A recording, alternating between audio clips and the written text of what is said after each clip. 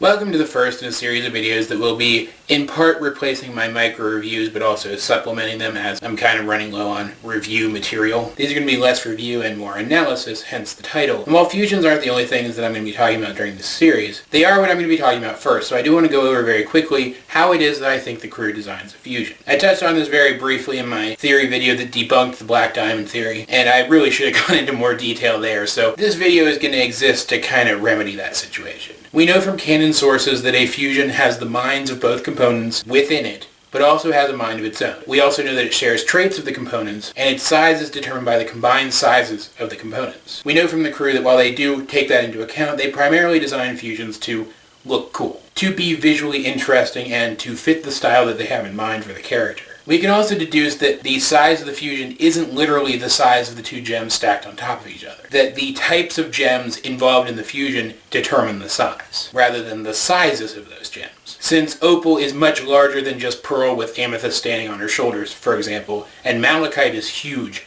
much larger than you would expect her to be. This says to me that fusions that involve quartz gems are much larger than fusions that don't. It seems to me that this is something that the crew takes consistently into account when they're designing fusions. It also seems that they start with a body that is sort of in between the body styles of the two or more component gems, and then build the rest of the visual details off of that, finishing things off with a color palette that is in some way derived from the color palettes of the components. Not every color included in the color palettes, and not an even mix of colors either. What I would imagine they probably do is just take one color from each component, come up with a conceivable mix of those colors, and then build the rest of the color palette around that, as it offers them much more creative freedom. This would explain why characters such as Malachite and Sardonyx don't really seem to have color palettes that are derived from the components, but I'll be touching on that more in their individual character analyses. Finally, they have to attribute a gem to the new fusion. I would imagine they kind of decide what kind of gem they want it to be at the color palette stage, as this is the best time to find a gemstone that seems to match with the colors that they're choosing. And voila!